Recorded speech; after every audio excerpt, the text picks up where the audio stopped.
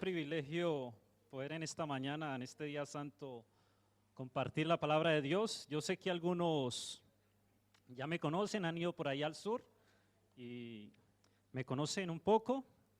Veo caras que nunca he visto. Espero también verles en el reino de los cielos. Siempre que voy a un lugar, me gusta romper el hielo, ¿verdad? Con una historia.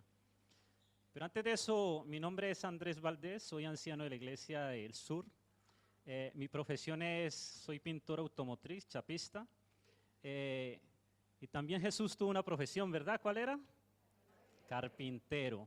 O sea que el Señor, no importa la profesión que tengamos, el Señor siempre nos va a utilizar. Había una niña en su cuarto jugando con sus muñequitas. Y había organizado sus muñecas y jugando allí. Y en un momento de esos vino a su mente una pregunta. Mientras cargaba una muñequita, ¿verdad? ¿Cómo habré nacido yo? Una niña con 4 años haciéndose esta pregunta, ¿verdad? Interesante. Inmediatamente ella sale de su cuarto corriendo y va donde su papá, que está en la sala, y él está leyendo el periódico en su sillón. Y la niña llega y le baja el periódico y le dice: papá, ¿cómo nací yo? Y el papá guarda silencio por un momento. Y como todo buen padre, sacó pecho para dar respuesta a aquella pregunta. ¿Y qué le dice? Ve y pregúntale a tu mamá. Y la niña inmediatamente sale corriendo para la cocina. La mamá estaba picando ahí los tomates y eso para la cena. Le dice: mamá, mamá, y le jala al delantal. Le dice: mamá, mamá. Y la mamá: ¿qué quieres, mi niña hermosa? Mamá, ¿cómo nací yo? Hermano, ¿usted qué hubiera contestado a una niña de 4 años con semejante pregunta? Y esta madre, como muchas madres en su sabiduría, toma a su hija de la mano y la lleva al jardín. Y le dice: mira, amor, tu padre y yo nos hemos amado siempre. Y decidimos amarnos y tomamos una rosa de estas que ves aquí, y la madre llega y la arranca y toma de la mano a la niña y se la lleva al cuarto de ellos y le dice: mira, nos amamos tanto y tomamos esta rosita con tanto amor y la metimos en el, ¿cómo le llaman aquí? En la noche, en la mesa de noche. Y abrieron allí, la metimos allí y nos acostamos y pensando en ese amor que nos teníamos, y esperamos hasta el otro día, y cuando nos levantamos abrimos el cajón y allí estabas tú, te cogimos y te dijimos: qué hermosa nuestra hija. Qué historia, ¿verdad? Ahora, yo no sé a los padres que tienen pequeños ahora en qué problema se he metido. Pasaron los días, la niña jugando con sus muñecas, se le viene la gran idea de que quería tener ¿qué? Una hija, que ya no quería hacer la imitación de madre, sino que quería hacer ¿qué? Una madre, y ya sabía cuál era ¿qué? El secreto para tener un hijo. Inmediatamente corrió al jardín y arrancó su rosita, se fue corriendo a su cuarto, abrió su mesita de noche, metió la rosita, la cerró y se acostó con la esperanza que al otro día iba a ser ¿qué? Mamá. Cuando llega aquella mañana, esa niña con la ilusión de que iba a ser ¿qué? No sabía la responsabilidad, ¿verdad? Que tiene una madre. Abre ese cajón con la expectativa de que iba a encontrar ¿qué? A su hijita, ¿verdad? Y cuando abre el cajón, empieza a mirar y lo primero que se encuentra es una cucarachita. Típico de esos cajones, ¿verdad? De madera. Y esta niña toma su cucarachita, la mira y le dice: aunque eres tan feíta, te amo porque eres mi hija.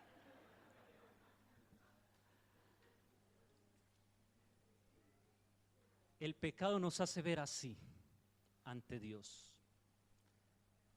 Aunque el pecado nos hace ver feos ante Dios, Dios nos ama.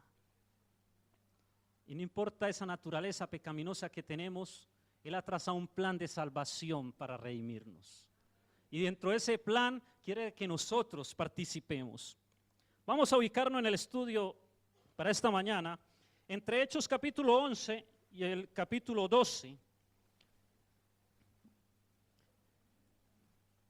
Y nos ubicamos en Hechos capítulo 11, versículo 19.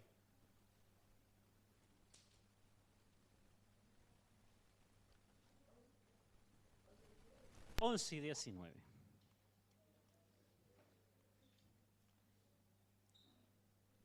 ¿Cómo titulan sus Biblias? La iglesia en Antioquía. Dice, ahora bien, los que habían sido esparcidos a causa de ¿qué? De persecución que hubo con motivo de Esteban, pasaron hasta Fenicia, Chipre y Antioquía, no hablando a nadie la palabra, sino a quienes, a los judíos, por causa de los que creían en Jesucristo, que habían creído a este evangelio, a estas buenas nuevas, creyeron, empezaron a ser ¿qué? Perseguidos, a tal punto de que los judíos empezaron a llevar a Roma, a tal punto de que para que no hubiera enfrentamientos, y los gobernadores evitaban estas cosas, de que donde ellos gobernaban, los emperadores romanos y los gobernadores, hubiera que siempre gobernar ¿a qué? La paz entre aquellos que ellos habían conquistado y ellos, inclusive tomaban personas de los que habían conquistado para que trabajaran para ellos. ¿Recuerdan quiénes trabajaron para los romanos? Y no los quería el pueblo. Zaqueo, Tomás, ¿verdad? Pero el plan de ellos era que siempre gobernara ¿qué? La paz. Pero los judíos no aceptaron a Cristo Jesús, no aceptaron la salvación, no aceptaron ese Mesías que tanto esperaban, no aceptaron a aquel que cada día ellos que a mediado de las ofrendas, cada que presentaban las ofrendas representaba ¿a quién? A Cristo Jesús. No lo aceptaron, ¿por qué? Porque ellos querían ¿qué? Un rey que gobernara ¿qué? Sobre Roma, que los librara de ¿qué? De la esclavitud. Pero Jesús no reunía ¿qué? Las características de ese Mesías que ellos ¿qué? Esperaban. Y por no creer a todo aquel que predicaba de Cristo Jesús, empezaban ¿a qué? A perseguirlo. Y esto llevó a que los judíos que creyeron en Jesús tuvieran que irse, migrar, ir a otros lugares. Pero lo bueno de estas personas es que a pesar de que les tocó huir de su zona de confort, tenía algo en mente, que Jesús había dicho que irían a toda nación, tribu y lengua ¿qué? A predicar la palabra de Dios. No condicionaban la predicación del evangelio ¿a qué? A su situación, si eran perseguidos o no, si estaban en una zona de confort o no, si eran felices o no, si estaban en tribulación o no. La misión era ir y predicar el evangelio, un mensaje de salvación para todo aquel que pudieran alcanzar y heredar la vida eterna. El plan del Señor es que todo mundo proceda ¿qué? Al arrepentimiento para salvación. Y estos hombres salen, pero ellos estaban temerosos porque estaban bajo persecución y votaron y dijeron: no, prediquemos solamente a los judíos, no prediquemos a nadie más, solamente a los judíos. Pero surgieron de allí hombres valerosos que no solo predicaban ¿a quién? A judíos. Dice en el 20, pero había entre ellos un varones de Chipre y de Cirene, los cuales cuando entraron en Antioquía hablaron también ¿a quiénes? Anunciando el evangelio del Señor. Y cuando tú haces esas cosas, mire lo que dice el siguiente versículo: y la mano del Señor estaba con ellos, y gran número creyó y se convirtieron ¿a quién? Al Señor. Hombres que no tuvieron miedo, que vieron de que lo que le dijeron a Abraham, que en ti serían benditas todas las naciones, ellos lo entendieron. A través del mensaje de la salvación, del evangelio, tenían que ir ¿a qué? A todas las naciones, a toda tribu, a toda lengua. Y sabiendo que estaban en persecución, no les importó. Y el enemigo no quería que ese plan saliera, ¿verdad? Empieza a perseguir al Señor cuando nace, empieza a perseguirlo cuando va a empezar su ministerio, lo lleva a la cruz, quiere callar este mensaje de salvación. pero no pudo. El triunfo del evangelio estuvo en la muerte de Jesús en la cruz y su ¿qué? Resurrección. Ya las garantías para nuestra salvación están dadas. Ya que no nos queramos salvar, es diferente. Escuchaba a alguien que decía que es más difícil perdernos que salvarnos. Interesante, ¿verdad? Ahora,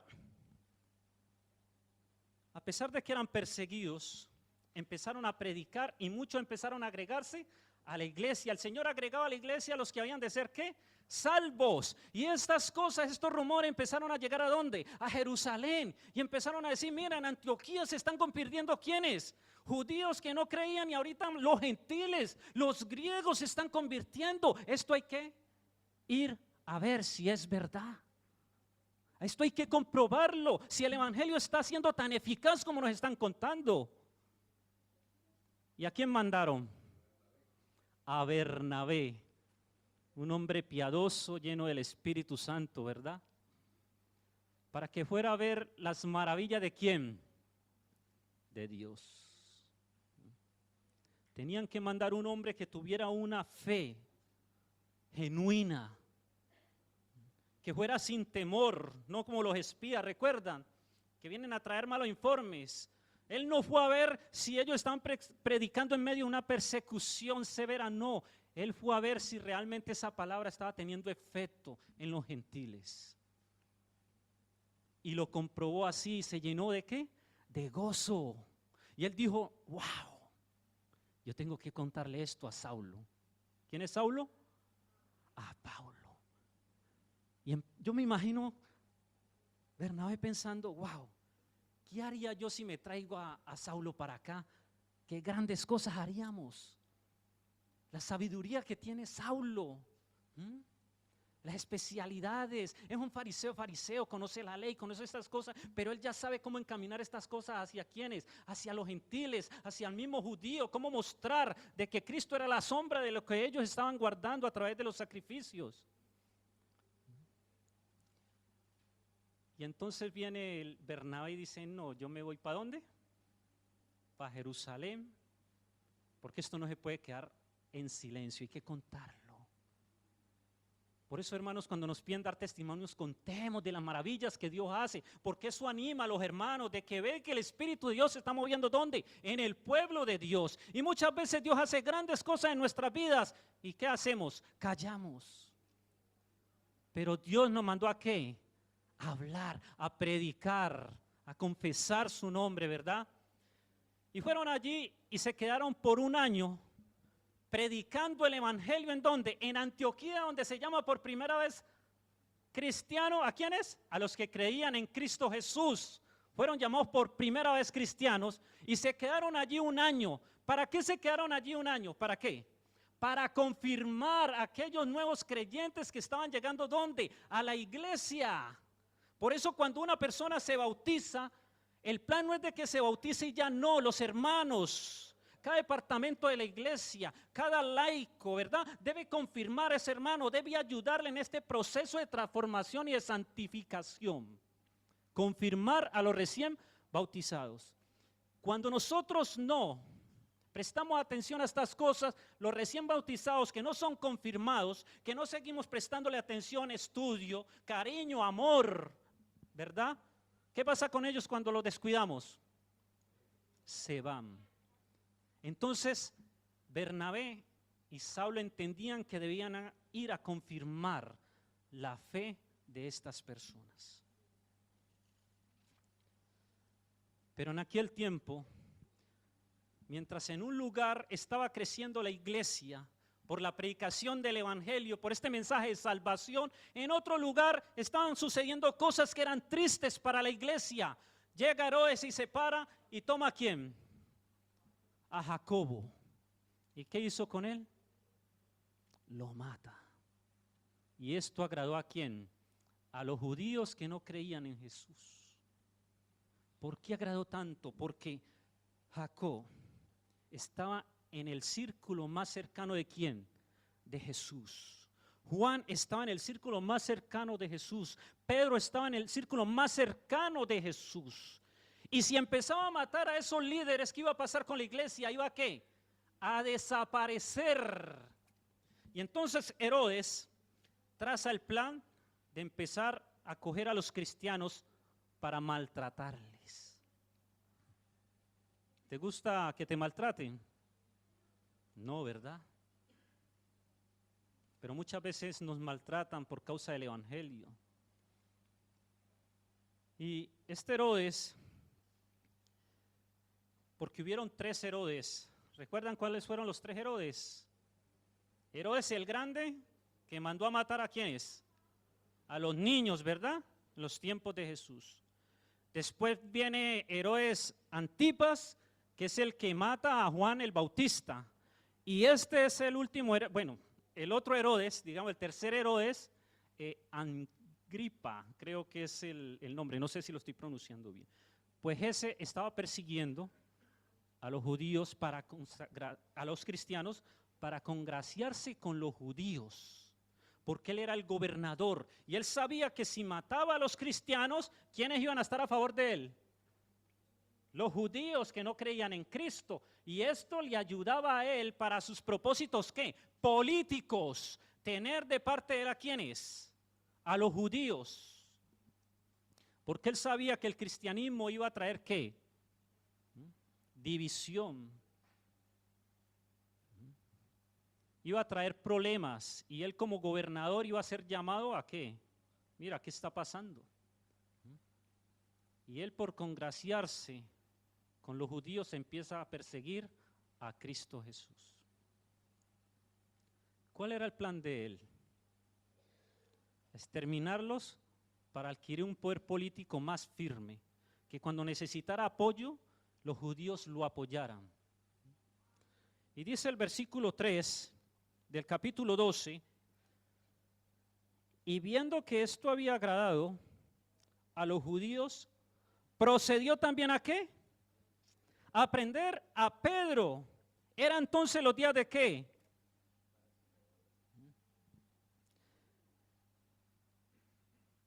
Aquí vemos cómo Satanás empieza a actuar y a perseguir a ¿quiénes?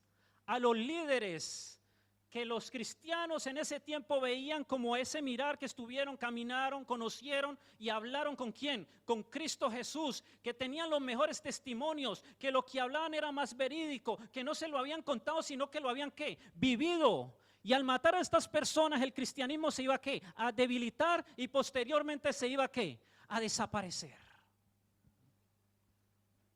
Un plan satánico. El plan de Herodes era sacar ahora a Pedro ante el pueblo después de la Pascua, para que el pueblo gritara ¿qué? Mátenlo, mátenlo.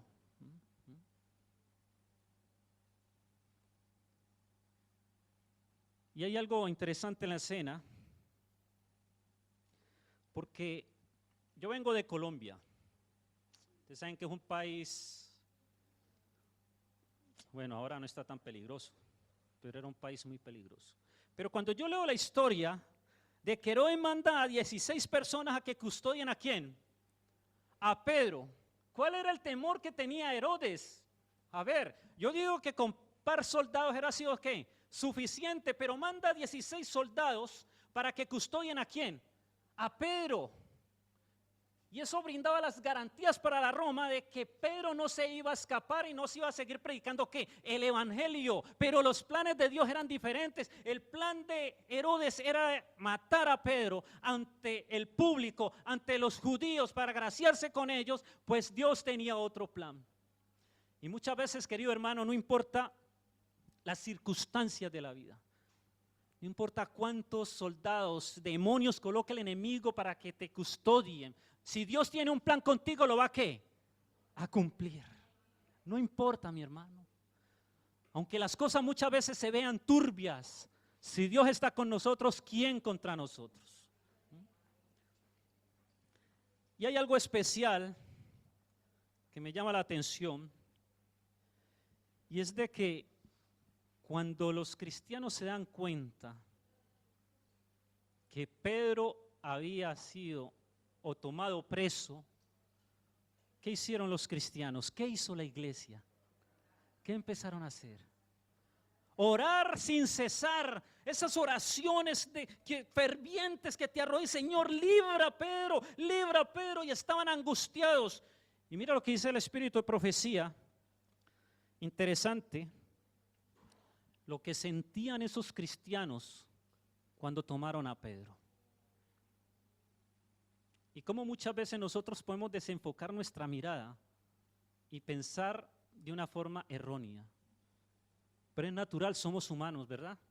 Dice, en el capítulo 15, librado de la cárcel, titula, en el último párrafo de esta página, dice, mientras que por diversos pretextos la ejecución de Pedro fue postergada hasta después de la Pascua, los miembros de la iglesia tuvieron tiempo para examinar profundamente sus corazones y orar con fervor. Oraban sin cesar por Pedro porque les parecía que la causa no podría pasarlo sin él. Se daban cuenta de que habían llegado a un punto en que sin la ayuda especial de Dios la iglesia de Cristo sería ¿qué? Destruida. Ellos sentían de que si Pedro lo mataban era muy difícil llevar el evangelio. ¿Por qué? Porque Pedro era ¿qué? Un pilar de la iglesia en ese tiempo. Era una persona que siempre estuvo a la mano de Jesús, una persona que caminó con Jesús, una persona que se le dijo, apacienta mis ovejas. Dicho por el mismo Cristo Jesús, y tenían a Jesús como esa referencia. Y ellos pensaban, si pasa algo con Pedro, no vamos a poder con esto. Y empezaron a orar fervientemente, pero mientras pasaba esto, esta situación tan difícil para la iglesia, ¿qué pasó en los corazones de ellos? ¿Qué empezó a pasar en los hermanos? Empezaron a mirarse a sí mismos, a mirar sus corazones, su condición ante quién, ante Dios, y oraban con fervor por Pedro. Esta situación difícil los llevó a ellos a reflexionar que necesitaban acercarse más a quién, a Jesús, y oraban por ellos y intercedían por quién, por Pedro. Oraban por ellos, intercedían por qué, por Pedro. ¿Qué circunstancias de la vida debe llevarnos a nosotros a mirar qué es lo que está pasando en nuestra vida espiritual? Desafortunadamente nosotros los seres humanos siempre miramos nuestra situación, es cuando estamos bajo ¿qué? Circunstancias difíciles, ¿verdad? Que no podemos con ellas, que nos puede, que ahí es donde dicen ellos, si no hubiera sido por una intervención divina que librara a Pedro, no se hubiera podido ¿qué? Terminar el evangelio. Modo de pensar de ellos. Pero hermanos, contigo, conmigo, sin mí, sin ustedes, ¿este evangelio qué? La palabra de Dios dice que lo que Dios comenzó en tu vida lo va a ¿qué? A terminar. Nosotros vamos con un pie por delante al mundo. Sabemos las cosas que vienen para el mundo. Ahora, ¿cómo nos estamos preparando? ¿Vamos a esperar la crisis para mirarnos cuál es nuestra condición o lo empezamos a hacer desde ahora? Porque ya tenemos historias que nos están diciendo que es ahora, porque en muchas ocasiones no podremos llegar a ese último momento. No tendremos la oportunidad de reflexionar.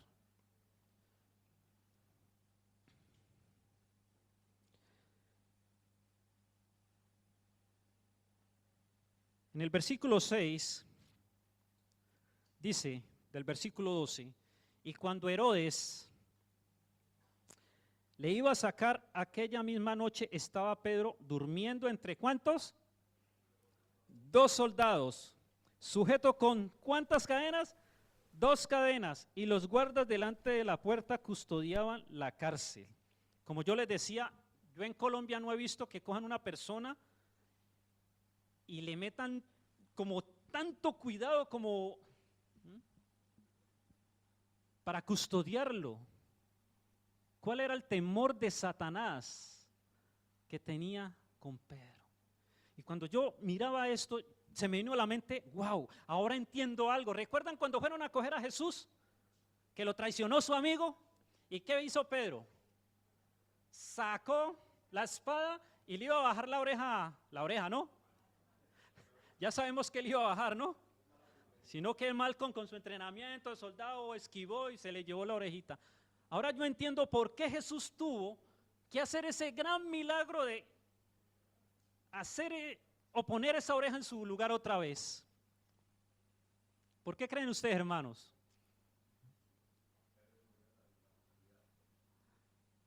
Porque Jesús tenía planes con Pedro. Y si Jesús no hubiera colocado esa orejita en su lugar otra vez, ¿qué hubiera pasado con Pedro? ¿Lo hubieran qué? Matado. Así es que si Dios tiene planes contigo, ¿recuerdan a Jonás? Donde huyas. ¿Recuerdan a David? Que dice que si vas a lo profundo, ahí estás tú.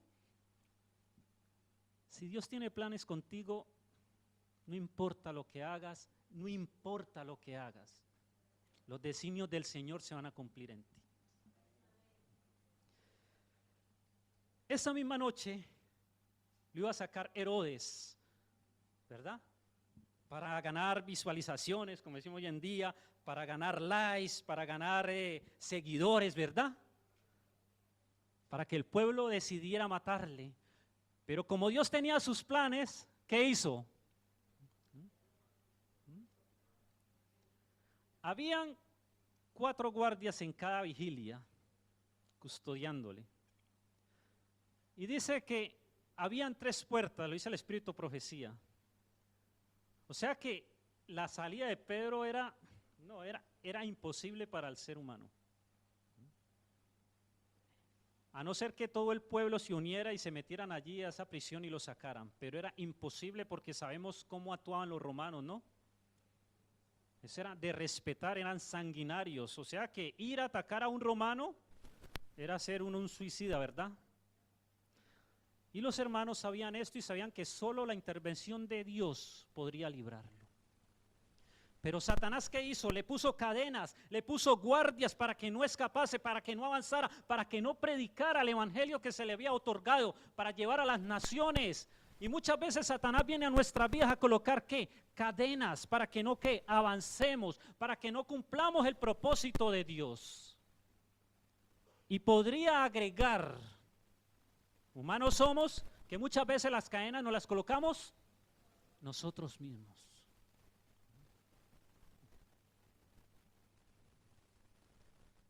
Humanamente no había escapatoria para Pedro.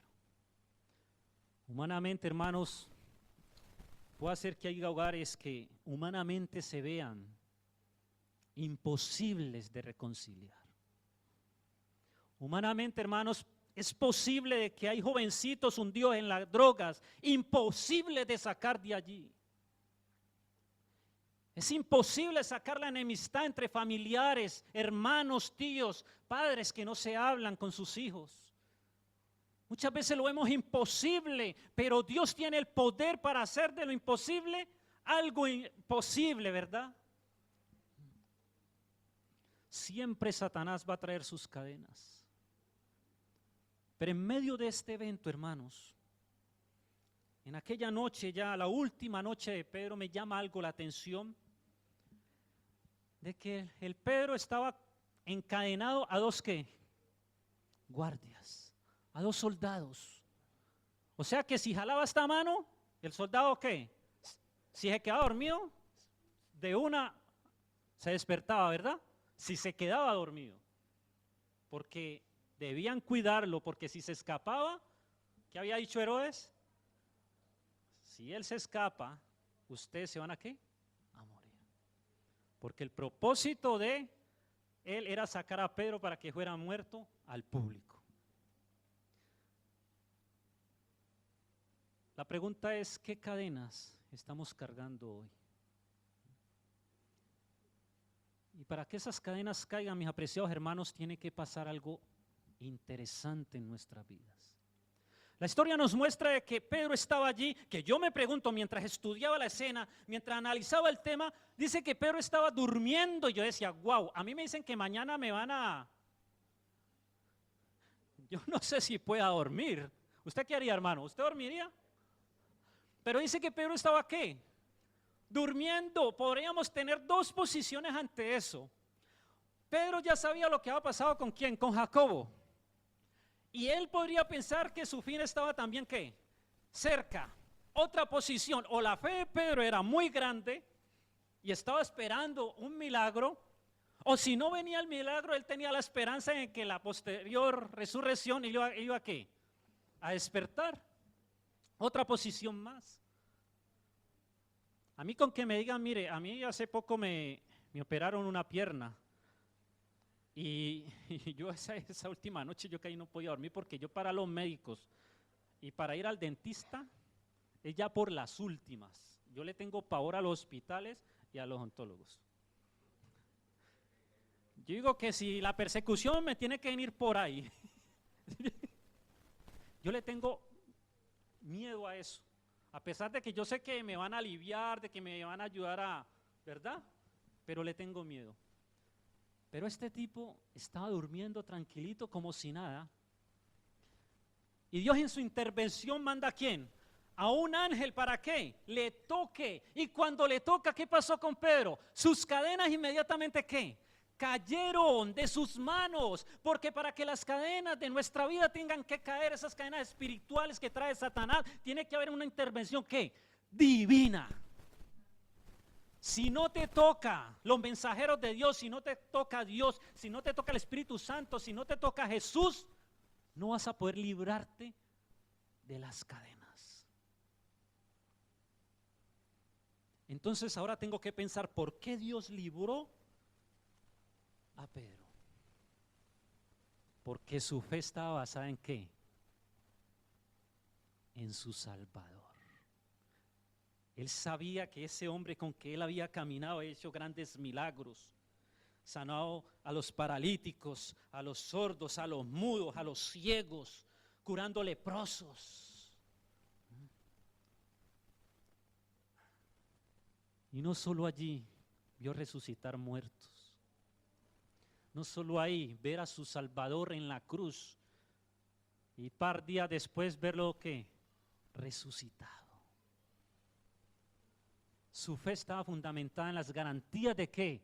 De la cruz y resurrección ¿de quién? De Cristo Jesús.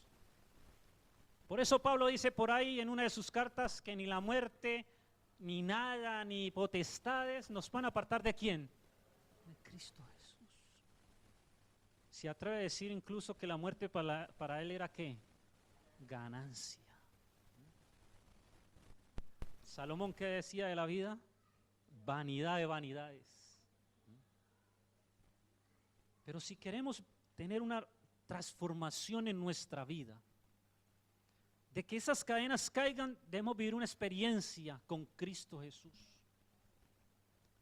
Permitir la intervención de Cristo Jesús. Y mire que cuando el ángel le toca, le dice, mira, levántate deprisa y toma tu ropa, organízate porque vamos ¿para dónde? Para afuera. Mientras Satanás lo quería tener encerrado, el Señor le iba a sacar de la cárcel para entregarle una ciudad. Y dice que había un resplandor en la celda. Que pasaron la primera, está aquí, pero no se los voy a leer para que ustedes se sientan tentados a leerlo. Dice que pasaron la primera puerta, se abrió solita y pasaron, y dice que ni los cerrojos ni los sonaron. Pasaron la segunda guardia, la segunda puerta, igual. Pasaban ellos y las puertas volvían a su posición, a cerrarse. Hasta que llega un momento en que está Pedro con el ángel, ¿en dónde? En la puerta, pero dice que Pedro decía, wow, estoy en una visión, en un sueño, ¿esto qué será? Porque ni el mismo Pedro podía creer lo que estaba viviendo. Ahora la pregunta es, él ya no había vivido experiencias como estas de que era una visión y que era una realidad. ¿Recuerdan alguna? ¿Cuál? Los alimentos, la transfiguración de Cristo, ¿verdad? O sea que él podría diferenciar en si era algo que lo estaba soñando, era una visión o era una realidad. Dice que hasta el último momento él estaba aún pensando si lo que estaba pasando era una realidad.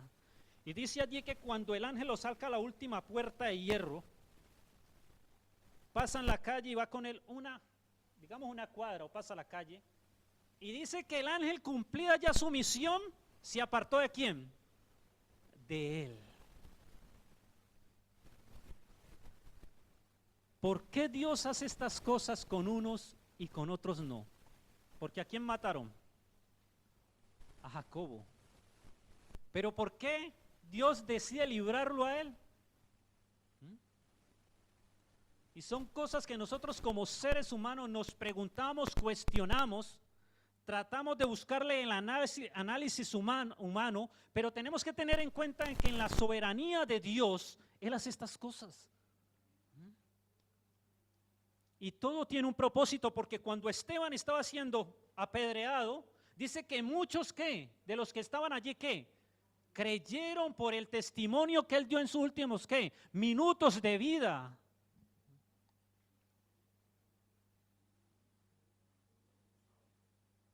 Y mira que Pedrito sabía la clase de iglesia que tenía. Pedrito supo para dónde tirar. Cuando usted tiene problemas, usted sabe para dónde ir, ¿cierto? Primero busca al Señor y después lo que Dios le coloca humanamente, ¿verdad? Él dijo, yo voy para allá, para donde María, la mamá de quién, de Juanchito, ¿no? Y se fue para allá. Porque él sabía de que ellos estaban orando. Pero ¿cómo era su oración? Sin cesar. Una oración con poder.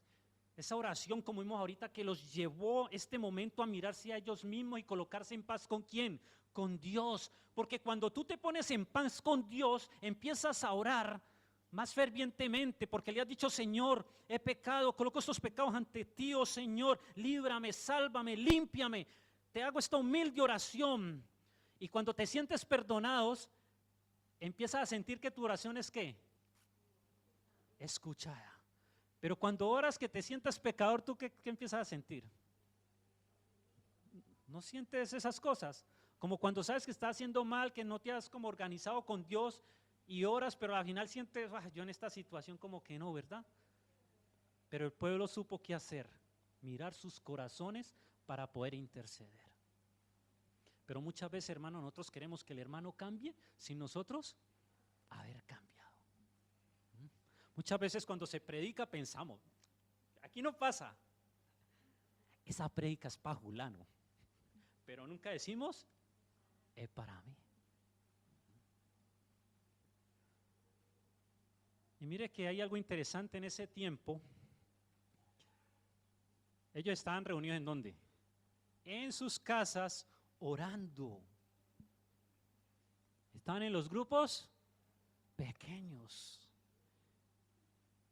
Y dice que Pedro dijo, voy para donde María, yo sé que ahí están dolidos, ellos saben lo que está pasando conmigo, yo tengo que avisarle las grandezas que Dios hizo conmigo, y se va para donde ellos. ¿Y qué hace Pedro? Toca, ¿verdad? ¿Y mandan a quién? ¿A quién mandan? Y a esto hay que sacarle algo bueno. Mandan a una niña, ¿verdad? La de los mandados. Vaya, abra, vaya, mire. Le dicen, vaya, escuche quién es. Y ella vaya, escucha y dice quién es. ¿Y quién contesta? Pedro. Y ella se llena de emoción, de gozo. Sí, esa es la voz de Pedro, ese es él. Y entonces, en su emoción y en su gozo, en vez de abrirle a Pedro, se va a decirle a los hermanos. Y los hermanos estaban orando fervientemente para que Dios liberara ¿a quién? A Pedro. ¿Quién estaba dando la noticia de que Pedro estaba libre? Una pequeña, ¿verdad? La de los mandados, ¿verdad? Vaya, abra la puerta, haga el mandado. ¿Recuerdan la historia de David? Siendo ungido ya como rey, el papá lo mandó a que llevara quesillos y cosas allá a la guerra, y era como estaba el mandadero, aún ya siendo ungido para el Señor. Cosas raras, ¿verdad? A veces somos así, pero a veces la salvación viene a través de ¿quiénes? De esos pequeños. ¿Quién le dio una buena noticia en la casa de Naamán? Una criada usó el Señor para traer esperanza a esa familia. Pues en esta ocasión fue Rode, que les dijo, es Pedro. Pero resulta que los hermanos dijeron, no, eso es el espíritu de él, porque en sus cabezas estaba de que Pedro iba a ser ¿qué? Muerto. Eso es su espíritu que vino aquí a despedirse. Miren hasta las cosas que pensaban. ¿Por qué estaban orando ellos? Para terminar, hay una historia de un chico que tenía una pierna más larga que la otra, como una cuarta. ¿Han visto esas personas que tienen más chica una pierna? Claro, eso, bueno. Y un hermano, él iba a la iglesia y un hermano le dijo, hermano, pídale a Dios, le decía otro, hermano, pídale a Dios con fe que Él le va a alargar ese pie. Pídaselo con fe que Él lo va a hacer. Usted sabe que es el Dios de los milagros. Y yo creo que le dio cantidad de historias que lo ponían en una situación. Sí, Dios tiene poder. Y realmente es así. El hermano se fue y empieza ese hermano con su piecito allí. Dios, sáname. Alárgame la pie. Alárgame el pie. No quiero cojear más. Alárgame el pie. Y en una de esas, en eso extraordinario que hace Dios, el pie empezó ¿a qué? ¿A qué, hermanos? A alargarse. Y este hermano cuando ve lo que está pasando dice, wow, no lo puedo creer, no lo puedo creer. Y el pie volvió y se le ¿qué? Se le encogió.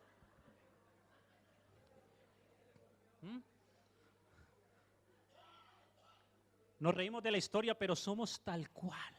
El milagro está a la puerta. El milagro por lo que hemos orado está a la puerta. Pero no lo que, no lo creemos. Vea, la soberanía de Dios es, nosotros oramos por algo de esta forma, por este lugar, con esta persona, en este sitio, bajo estas circunstancias, pero Dios tiene que es por acá con otros planes, ¿verdad? Así obra Dios. Y cuando empezamos a orar y no hemos resultados de nuestra oración como nosotros lo queremos, viene ¿qué? La incredulidad. Y muchas veces el milagro está a la puerta. Esto debe darnos una gran enseñanza. Lo primero es de que Dios nos ha llamado para cumplir sus designios a través de nosotros. Hermano, Él muchas veces usa lo vil y lo despreciable para avergonzar a quienes, a los sabios. Yo hago un llamado en esta mañana de parte de Dios. Si hay algún hermano que sienta que aún tiene esas cadenas en sus manos, yo le invito a que se coloque en pie y vamos a orar. Hoy es tiempo de liberación, hoy es tiempo de salvación, hoy es tiempo de que el Señor se manifieste.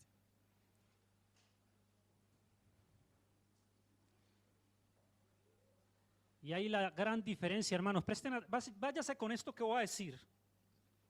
Hay una gran diferencia entre el que es llamado y el que es escogido. ¿Cuál es la gran diferencia? Jonás fue llamado y escogido por Dios. A pesar de que Jonás quiso huir, no pudo, porque había sido ¿qué? Escogido por Dios. Muchos somos llamados, muchos huimos, y Dios nos deja ¿qué? Porque no hemos sido ¿qué? Escogidos. Pero si no hemos sido escogidos, apreciados hermanos, haga lo que hizo o hagamos lo que hicieron estas personas en esa casa de María. Cuando oraban, ¿miraron qué? Sus corazones. Para orar por aquel que Dios había escogido para un ministerio, que era Pedro. No estamos aquí por casualidad. Hoy Dios nos va a ayudar a que esas cadenas se caigan. Pero hoy tenemos que permitirle a Dios de que nos despierte, de que haga ese toque en nosotros para que las cadenas puedan caer. Yo sé que hay hermanos aquí que están sufriendo. Y muchas veces los tenemos al lado y ni siquiera nos enteramos. Por lo menos oremos por ese hermano que este sábado se sentó a mi lado. Dile, Señor, ese hermano que se sentó a mi lado este sábado, rompe esas cadenas que no lo dejan avanzar espiritualmente. Que Dios nos ayude y nos guarde. Y quiero que pidamos a Dios cada día el poder seguir adelante, no importa si nos equivocamos en algún momento. Los discípulos se equivocaron muchas veces, pero lo bonito de esta historia es que quedaron escritas es para ver el amor tan grande que Dios tiene para nosotros. 70 veces cae el justo, Jehová ¿qué? Lo levantará. No nos vamos a desanimar por las acechanzas de Satanás. Sigamos, hermanos, adelante. Al principio no los dije, pero he visto el cambio de la iglesia, como cuando vine aquella vez era en madera, ahora la han actualizado. Y es porque Dios quiere que su pueblo esté en un buen confort para que predique el evangelio, para que las personas se sientan bien y para que vean que en el Señor hay prosperidad. Gracias, debemos darle a Dios, ¿verdad? ¿Cuánto nos sentimos agradecidos con el Señor? Y que hoy Dios pueda echar esas cadenas abajo. Solo tú sabes cuál es la cadena que te está encadenando y no te deja avanzar. Así es que vamos a orar. Amantísimo, bondadoso Padre Celestial, te damos gracias, Señor. Te damos gracias porque estas historias que dejaste en tu palabra nos motivan, oh Señor, y nos dan aliento para seguir adelante. Y como esos hombres que empezaron a predicarle aún a los gentiles, a los griegos, dice que la mano de Dios estaba con ellos y muchos se añadían a la iglesia. Muchos creían, oh Dios. Permite, oh Dios, de que aquello que nos está impidiendo avanzar hoy sea quitado de nuestras vidas, oh Dios. Que hoy podamos examinar nuestra vida, nuestros corazones, y que podamos pedir esa ayuda a ti, oh Dios, esa intervención divina para que las cadenas caigan de nuestra vida. Bendice a los líderes de esta iglesia, a los ancianos, a los diáconos, a cada departamento de esta iglesia, a cada hermano que viene y participa cada sábado, a los adoradores, oh Dios. Interviene en la vida de ellos igual que en la mía y en nuestras familias, oh Señor. Tú eres un Dios que no miente. Tú has dicho que aunque pasemos por valle de sombra de muerte no debemos temer porque tú estás con nosotros. A los 3 jóvenes, amigos de Daniel, los quiso encerrar en un horno. A David en un foso con los leones. A Elías lo metió en una cueva y a Jesús lo metió en una tumba. Pero en tu misericordia y bondad y en tu plan divino y en el cumplimiento del sacrificio perfecto de Cristo Jesús, todos pudieron salir de esos lugares. Hoy reclamamos eso para nuestras vidas. Te lo pedimos con el perdón de nuestros pecados en las garantías de nuestro Señor Jesucristo y resurrección Cristo Jesús. Amén, Señor. Preciado hermano, vamos a cantar el himno número 236 para terminar.